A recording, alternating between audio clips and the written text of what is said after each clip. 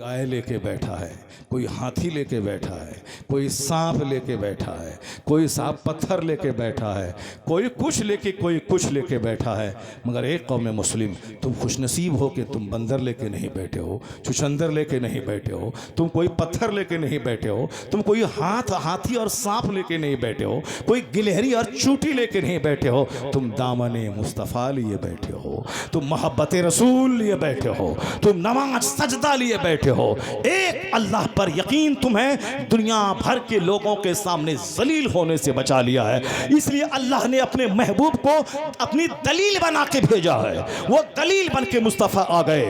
अब मुस्तफ़ा के इशारे पे सूरज दौड़ रहा है ताकि दुनिया जान ले कि सूरज खुदा नहीं है, बल्कि देख मेरा महबूब सूरज को उंगली के इशारे पे नचा रहा है। चांद को लोग पूज रहे हैं, देख मेरे महबूब को चांद इनका इशारा पाके दो टुकड़ों में बट रहा है। पत्थर को लोग मान रहे हैं, देख पत्थर पे मुस्तफ़ा के कदम के निशानात पड़ रहे हैं। लोग दरिया के सामने खुदा मान के बैठा है, लेक दरियाओं में मुस्तफ़ा के गुलाम के लिए दरियाओं ने अपना रास्ता दे दिया, अपना सीना कुशादा कर दिया। तो दरिया गुलामी कर रहा है, सूरज गुलामी कर रहा है, चांद मुस्तफ़ा की गुलामी कर रहा है, पत्थर मुस्तफ़ा पे दुरूद व सलाम पढ़ रहा है। मुस्तफ़ा दलील बन के आ गए। अगर पूजना ही है पत्थर को, तो जो पत्थर मुस्तफ़ा को सलाम करता है, ये मुस्तफ़ा उससे ज्यादा शक्तिशाली है। आजा मुस्तफ़ा के पास। अगर सूरज को ताकतवर समझ के पूजा कर रहा है, तो सूरज को जिनको जो गुलाम बनाए हुआ है, जिनके इशारे पे सूरज गर्दिश कर रहा है, आ जाओ उसके पास। ये सूरज से ज्यादा ताकतवर है, सूरज उसकी गुलामी कर रहा है।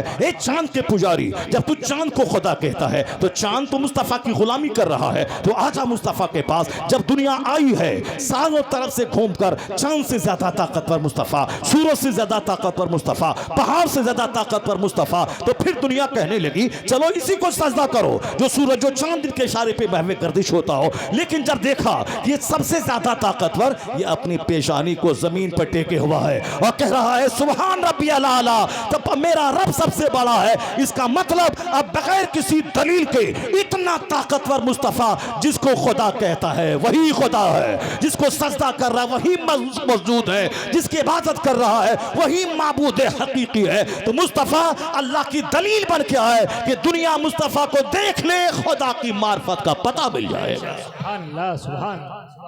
इसलिए अल्लाह ने फरमाया कद जाकुम मिनल्लाहि नूर, तुम्हारी तरफ अल्लाह की तरफ से तुम्हारे पास एक नूर आ गया, रोशन किताब आ गई।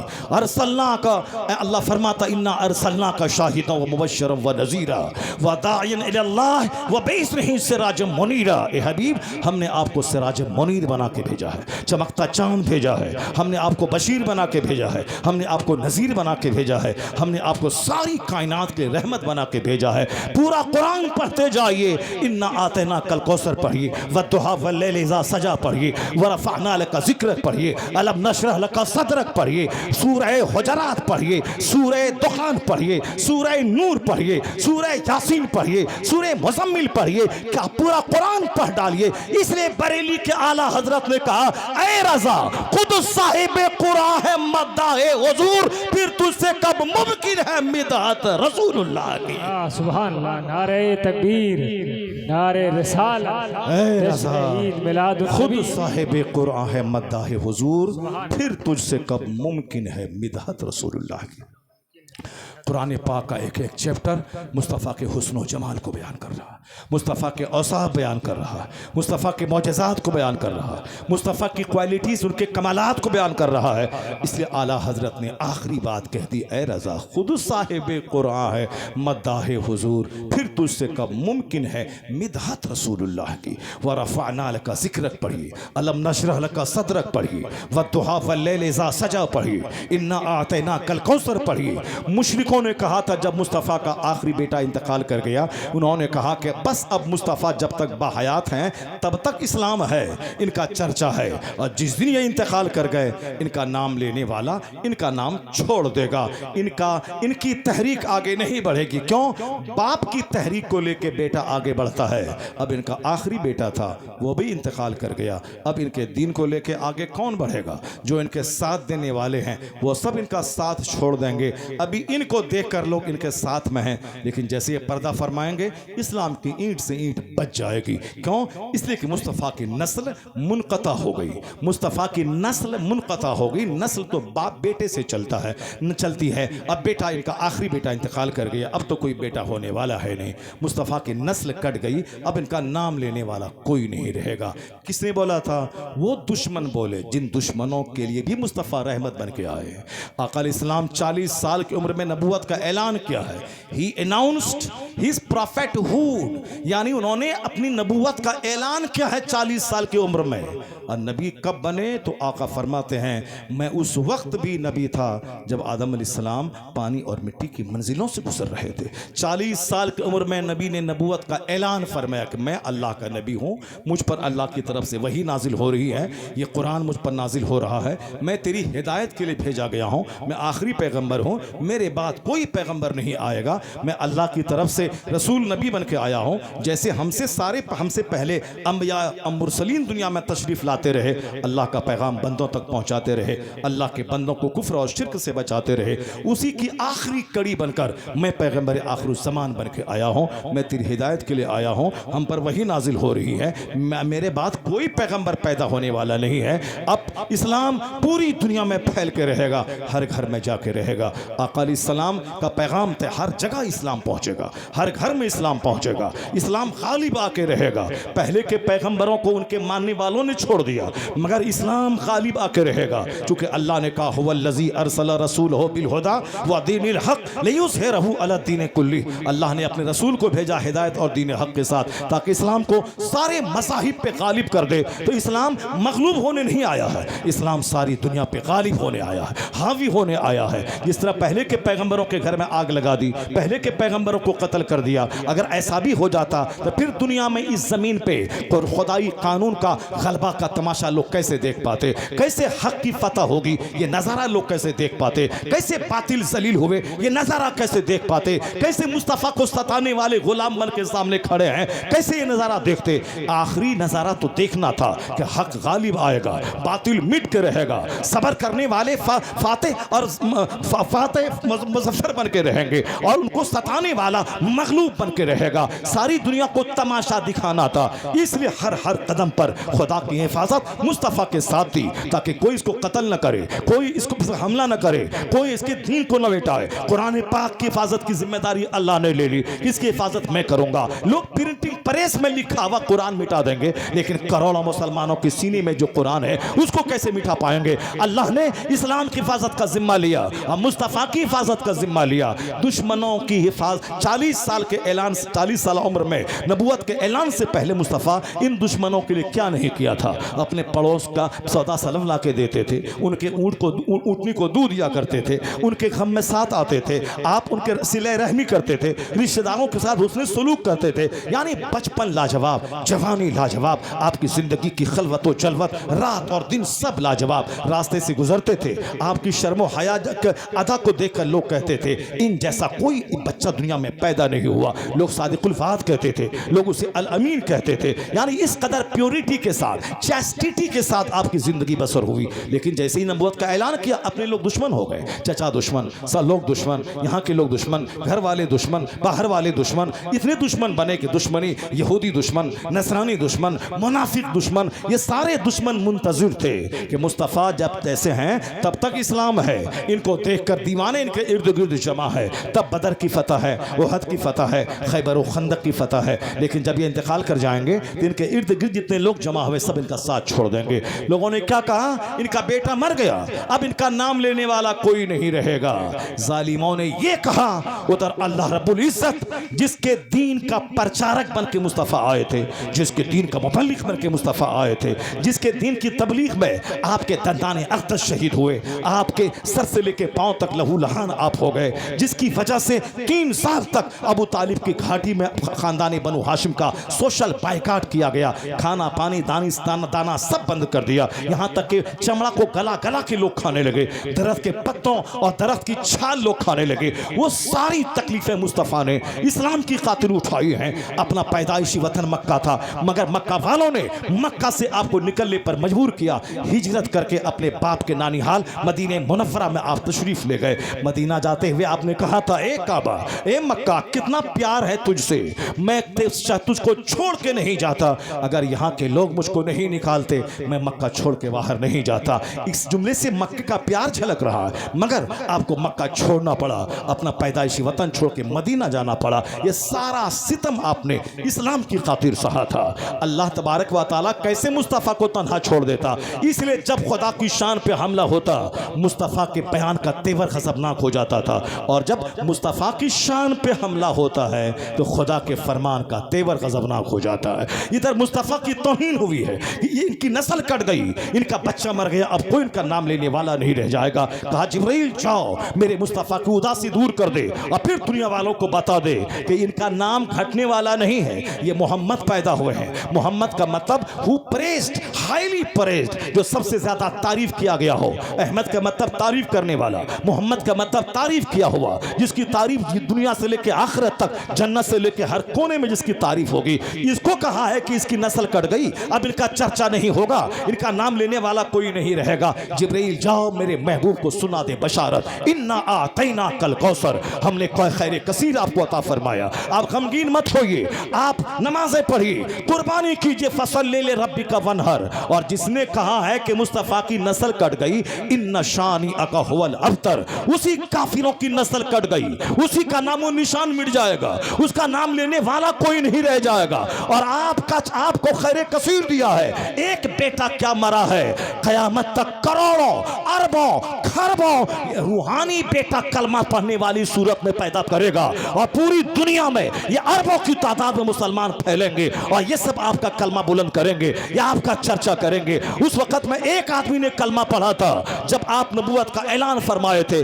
आज 200 करोड़ कलमा पढ़ने वाला पूरी दुनिया में मौजूद है। 200 करोड़ नाम के साथ लफ्ज़ मोहम्मद जुड़ा हुआ है। अमेरिका से लेके दुनिया के हर खित्ते में मोहम्मद मोहम्मद मोहम्मद का डंका बज रहा है। अल्लाह ने कहा कि ये उसकी नस्ल कट जाएगी, तो जिसने आपको कहा था अबतर, उसका बाल बच्चा खत्म हो गया, उसकी नस्ल मिट गई, और मुस्तफ़ा को खैर कसीर ऐसा दिया कि मुस्तफ़ा अकेले थे। आज 200 करोड़ ज़बान पे मुस्तफ़ा का कलमा जारी फरमा दिया। इसलिए रज़ा फरमाता है, तू न तेरा जिक्र न मिटा है न मिटेगा कभी चर्चा तेरा, तू न मिटा है न मिटेगा कभी चर्चा तेरा, तेरा जिक्र हमेशा बुलंद रहेगा। अर्श पे ताजा छेड़छाड़, फर्श पे तुरफा धूमधाम, कान जिधर लगाइए तेरी ही दास्तान है, कान जिधर लगाइए तेरी ही दास्तान है, कान जिधर लगाइए तेरी ही दास्तान है।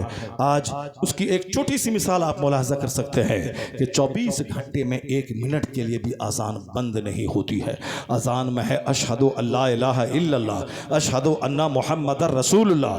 दुनिया के पूर्वी हिस्से में फजर की अजान होती है 3 बजे, मगर हिंदुस्तान में 3 बजे टाइम नहीं होता है। उसी इंडोनेशिया के दूसरे जजीरे में 3 बजे टाइम नहीं होता है, बल्कि वहाँ से थोड़ी थोड़ी दूरी पे 1-1 सेकेंड, 2-2 सेकेंड, 1-1 मिनट के बाद फजर का टाइम शुरू होता है, और वह हिंदुस्तान पहुँचते पहुँचते 2 घंटे लग जाते हैं।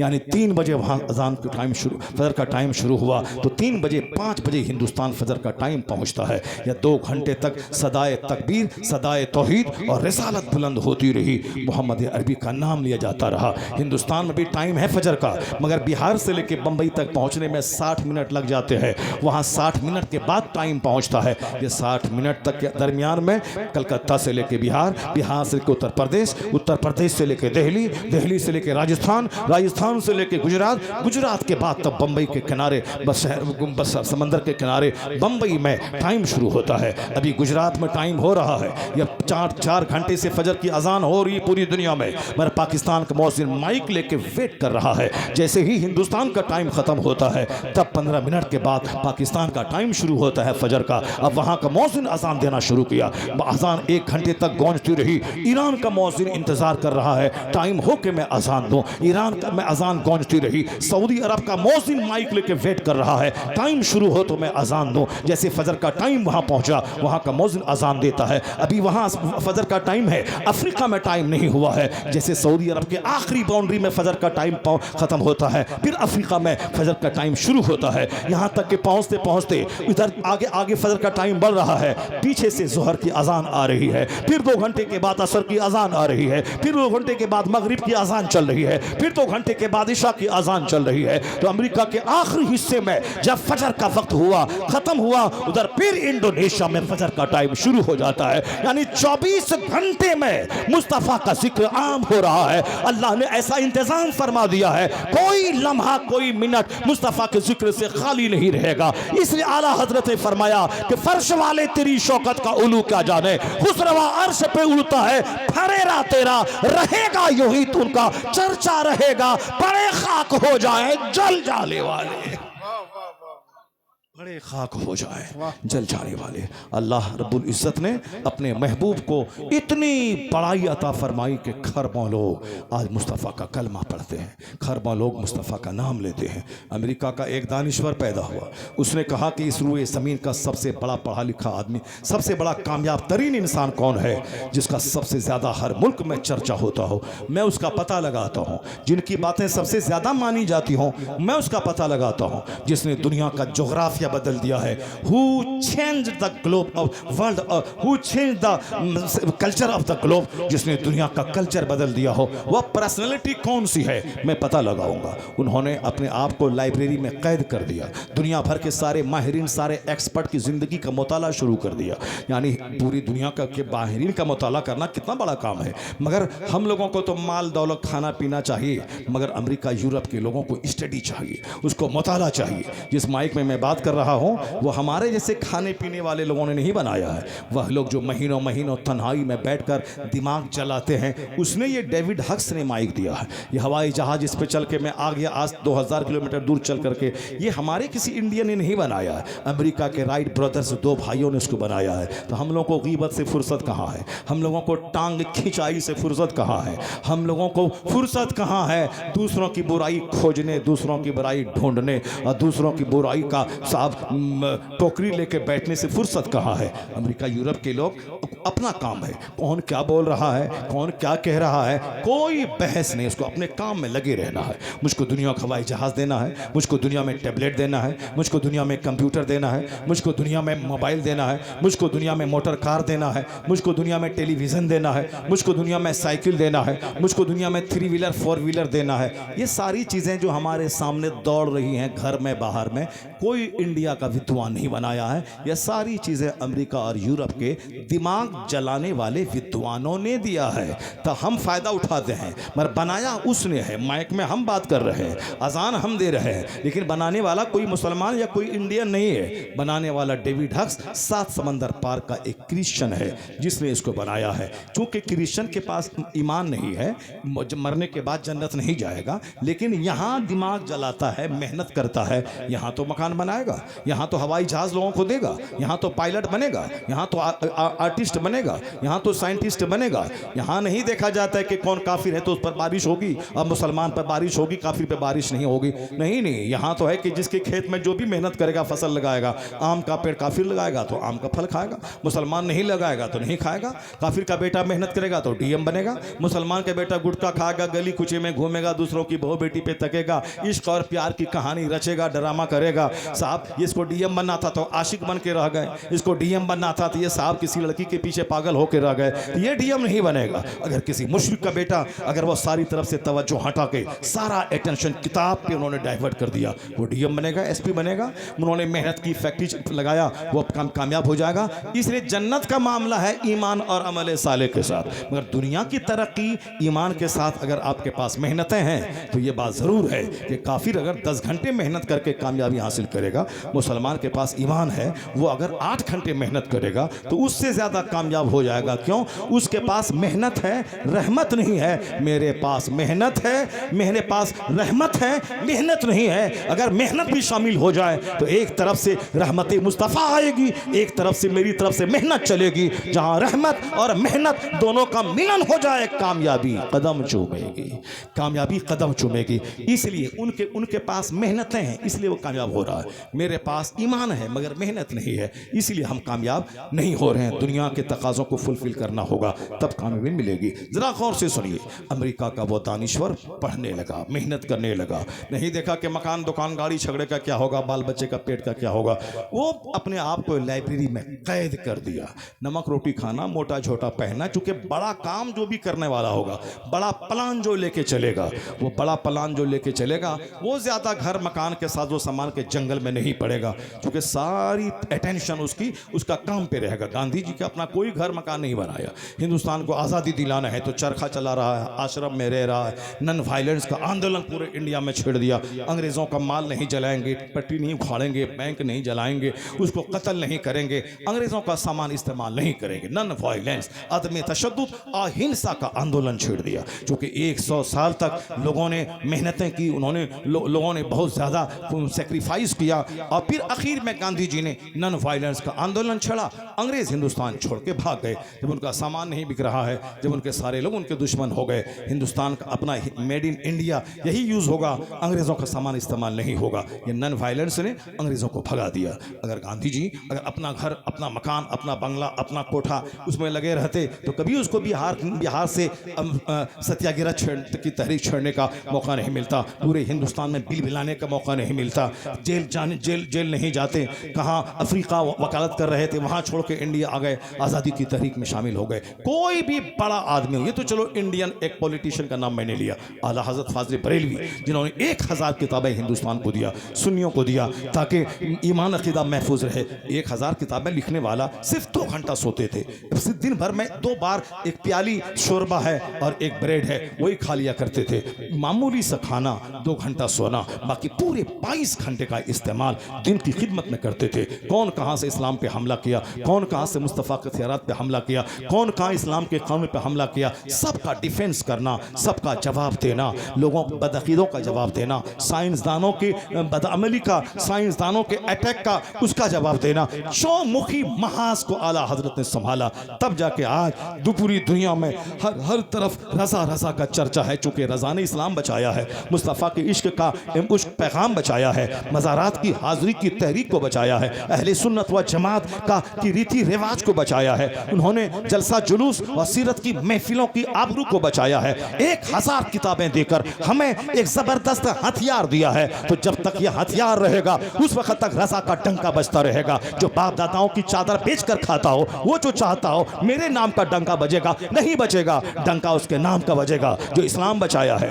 जिन्होंने 2 घंटा सोकर 1000 किताबें कौम को दिया है। तो जब तक दुनिया में किताबें रहेंगी, ये हथियार रहेगा, उस हथियार से लोग मुनाज़रे का मैदान जीतते रहेंगे, उस वक्त तक रज़ा का ही डंका बजेगा। इसलिए वक्त गुजरता जा रहा है, हर सू रज़ा का डंका बजता जा रहा है। ये अल्लाह का इनाम है, तूने इस्लाम बचाया है, तूने इस्लाम की खिदमत की है, मुस्तफ़ा जान रहमत का चर्चा किया है। अब जब तक मुस्तफ़ा की अज़मत का डंका बजता रहेगा, इस्लाम का नाम गूंजता रहेगा, उस वक्त तक अहमद रज़ा तुम्हारा भी डंका बजता रहेगा। आज जो पूरी दुनिया में रज़ा शनासी का माहौल पैदा हुआ है, वादी रज़ा की कोई हिमालय रज़ा का है, जिस सम तो देखिए वो इलाका रज़ा का है। क्यों? रज़ा ने अपने बाप दादे का खुतबा नहीं पढ़ा, रज़ा ने मुस्तफ़ा जान रहमत की अज़मत का खुतबा पढ़ा, रज़ा ने इस्लाम का काम किया है। इसलिए हर तरफ आप रज़ा का चर्चा हो रहा है। जब जो भी बड़ा आदमी होगा वो खाने पीने के पीछे भी कम पड़ेगा, सारा फोकस काम पे रहता है, वो काम करता है। डॉक्टर माइकल हार्ट, उन्होंने अपने आप को लाइब्रेरी में कैद कर दिया, पूरी दुनिया के इतिहास को खंगाल दिया, आँख की पुतलियों में समेट लिया, करोड़ों लोगों में से 100 आदमी को छांटा। ये बहुत मुश्किल काम था। उस 100 में रैंकिंग करना, अव्वल नंबर पे कौन आएगा, दूसरे पे इस रूए जमीन का कामयाब तरीन इंसान जिसकी तहरीक सबसे ज्यादा इफेक्टिव, सबसे ज्यादा मुअस्सिर रही हो, उस कामयाब तरीन इंसान की जुस्तजू में माइकल हार्ट अपनी जिंदगी लगा दी। सारी दुनिया की तारीख को आंख की पुतलियों में समेट लिया, 100 आदमी को छांटा, उस 100 आदमी में अव्वल नंबर पे कौन आएगा, the most successful personality of the world, दुनिया का सबसे ज्यादा कामयाब तरीन इंसान आदम अलैहिस्सलाम से लेकर अब तक सबसे ज्यादा कामयाब तरीन इंसान कौन होगा? उन्होंने सबकी जिंदगी का मुताला किया, पॉलिटिकल डिपार्ट के लोगों का, मजहबी डिपार्ट के लोगों का, एग्रीकल्चर के डिपार्ट का, स्पोर्ट्स और गेम के डिपार्ट का, जो भी ब्रांचेस दुनिया में है, शेर व शायरी का, अदब का, साहित्य का, सारे डिपार्ट के लोगों का मुताला किया। जब वो किताब छप के परे से बाहर आई, सारे लोग दंग रह गए। कोई कहता था कि डॉक्टर माइकल हार्ट अमेरिका का बड़ा वकील है, इब्राहिम लिंकन का नाम पहले नंबर पे देगा। कोई कहता था वो क्रिश्चियन है, जीसस क्राइस्ट हजरत ईसा का नाम पहले नंबर पे देगा। कोई कहता था वो साहब वैज्ञानिक है, साइंटिस्ट है, किताब का कीड़ा है। न्यूटन का नाम, जो न्यूटन जो फादर ऑफ साइंस कहलाता है इस दौर का, न्यूटन का नाम अव्वल नंबर पे होगा। लेकिन जब द 100 नामी किताब परे से छप के बाहर आई, लोग दंग रह गए कि पहला नाम दुनिया का सबसे कामयाब तरीन इंसानों की सूची में सबसे महानतम इंसान, पहला नाम न जनाब ईसा अलैहिस्सलाम का लिखा उस माइकल हार्ट ने, न जनाब ईसा का लिखा, न न्यूटन का लिखा, न चर्चिल का लिखा, न वाशिंगटन का लिखा, न इब्राहिम लिंकन का लिखा। The first name in the book 100 was the name of the holy prophet Muhammad सल्लल्लाहु अलैहि वसल्लम। पहला नाम जो था मोहम्मद अरबी अलैहिस्सलाम का था। उन्होंने लिखा he was the only man in history who became most successful on both levels, religious and secular. वो कहते हैं कि रूए ज़मीन का पहला कामयाब तरीन एकलौता इंसान मोहम्मद अरबी हैं, जिन्होंने जो मजहब और सियासत दोनों सतह पर सबसे ज़्यादा कामयाब तरीन शख्स हुआ है। एक ऐसी गवर्नमेंट दुनिया को दे दी जिस गवर्नमेंट में बाप के बाद बेटे के लिए जगह नहीं है, जो डेमोक्रेसी, जमहूरियत, लोगों के राय से वह गवर्नमेंट बनेगी। एक ऐसा ज़बरदस्त निज़ामी हुकूमत दिया, एक ज़बरदस्त मजहबी पैगाम दिया। न नमाज का जवाब, न रोज़े का जवाब, न हज का जवाब। अमेरिका के लाखों लोग वही नमाज, वही अजान, हिंदुस्तान के करोड़ों लोग वही रोज़ा, वही नमाज। पूरी दुनिया में शादी ब्याह का एक कल्चर जो मुस्तफ़ा ने दिया है। वो कहते हैं कि सबसे ज़्यादा हर ममालिक में जिस शख्स का फॉलोवर है उसी का नाम मोहम्मद अरबी अलैहिस्सलाम है। इसलिए आला हजरत ने आखिरी बात कह दी, सारे ऊंचों में ऊंचा समझिए जिसे, है उस ऊंचे से ऊंचा हमारा नबी। सारे अच्छों में अच्छा समझिए जिसे, है उस अच्छे से अच्छा हमारा नबी। हुस्न खाता है जिसके नमक की कसम, है वह मलीह दिल आरा हमारा नबी। कौन देता है देने को मुँह चाहिए, देने वाला है सच्चा हमारा नबी। रजा ने कहा गमज़दों को रजा, मुज़्दा दीजिए के है बेकसों का सहारा हमारा नबी। गमज़दों को रजा, मुज़्दा दीजिए के है बेकसों का सहारा हमारा नबी। बहुत टाइम हो गया, ढाई बज गए, 2:35 हो गए। मुझको तो अभी बहुत और बातें करनी थी, क्योंकि दिमाग के इस कंप्यूटर में बहुत सारी बातें आ रही हैं, मगर आज नहीं करूँगा, क्योंकि आज भी बहुत देर तक बैठकर आप थक चुके हैं। मैंने भी अपनी बातें आप तक मैं जो रखना चाहता था मैंने रख दिया है। अब इंशाअल्लाहुल करीम फिर ज़िंदगी बाकी रही, आपने कॉल किया, आपने बुलाया, तो फिर इंशाअल्लाहुल करीम आपकी खिदमत में फ़कीर हाजिर होगा। उसके बाद फिर इसी तरह से दीन की बातें होंगी, इस्लाम का चर्चा होगा, मुस्तफ़ा जान रहमत सल्लल्लाहु अलैहि वसल्लम की मोहब्बत, उनकी अज़मत और रिफ़त का बयान होता रहेगा। ए रज़ा खुद साहिब कुरान है मद्दाह हुज़ूर, फिर तुझसे कब मुमकिन है मिदहत रसूलुल्लाह की। हमें किसी दूसरे की बात नहीं माननी है, बात माननी है सिर्फ मुस्तफ़ा की। बस उसी का चर्चा कीजिए, उनके पैगामात में सारे प्रॉब्लम्स का हल मौजूद है। बर्नार्ड शॉ ने कहा था, he must be called the saviour of humanity if a man like him were to assume the dictatorship of the modern world, he must succeed in solving its problem. सारी दुनिया समस्याओं में घिरी है। Bernard Shaw ने 50 साल पहले कहा था, सारे मसाइल का हल एक आदमी के पास है, उसी का नाम मोहम्मद अरबी अलैहिस्सलाम है। वो कहते हैं, he must be called the saviour of humanity, मानवता के रक्षक का नाम है मोहम्मद अरबी, इंसानियत के मुहाफिज का नाम है। अगर दुनिया उनको अपना रहनुमा मान ले, उनके गाइडलाइंस के रोशनी में ज़िंदगी बसर करे, तो बर्नार्ड शॉ कहते हैं, he must succeed in solving its problem, वह ज़रूर दुनिया के मसाइल को हल करने में कामयाब हो जाएगा। इसलिए हमें करनी है शहनशाह बतहा की रज़ा जोई, वो अपने हो गए तो रहमत परवरदिगार अपनी। अल्लाह ताला हमको और आपको सबों को अपने नबी से सच्ची मोहब्बत की तौफ़ीक़ अता फ़रमाए, सरकार दो जहाँ की सुन्नतों पे अमल करने की तौफ़ीक़ अता फ़रमाए। माँ बहन भाई बेटे जवान बूढ़े मर्द औरत सबको अपने नबी मोहतरम से सच्चा प्यार करने, उनके गाइडलाइंस के मुताबिक हमें जीने की अल्लाह तौफ़ीक़ अता फ़रमाए। आमीन व आखिर दावाना अनिल हम्दुलिल्लाहि रब्बिल आलमीन। मुस्तफ़ा जाने रहमत पे लाखों सलाम, शम्अ बज़ में हिदायत पे लाखों सलाम, शहरे या रे रम ताजदारे हरम, नौबहारे शफाअत पे लाखों सलाम, जे सुहानी घड़ी चमका तैबा का चाँद, उस दिल अफरोज़े साअत पे लाखों सलाम, जिनके सजदे को मेहराबे काबा झुकी, उन भवों की लताफत पे लाखों सलाम, काश महशर में जब उनकी आमद हो और भेजें सब उनकी शौकत पे लाखों सलाम, मुझसे खिदमत के कुदसी कहें हाँ रज़ा, मुस्तफ़ा जाने रहमत पे लाखों सलाम, डाल दी क़ल्बों में अज़मते मुस्तफ़ा, सैयदी आला हज़रत पे लाखों सलाम, गौसो ख्वाजा रज़ा हामिदो मुस्तफ़ा, पंज गंजे विलायत पे लाखों सलाम, मुस्तफ़ा जाने रहमत पे लाखों सलाम, शम्अ बज़ में हिदायत पे लाखों सलाम। अस्सलातु वस्सलामु अलैका या रसूलल्लाह व अला आलिका व अस्हाबिका या नूरल्लाह। ए अल्लाह इस महफ़िल पाक को कबूल फरमा, जो कुछ भी तेरा और तेरे हबीब का ज़िक्र जमील हुआ है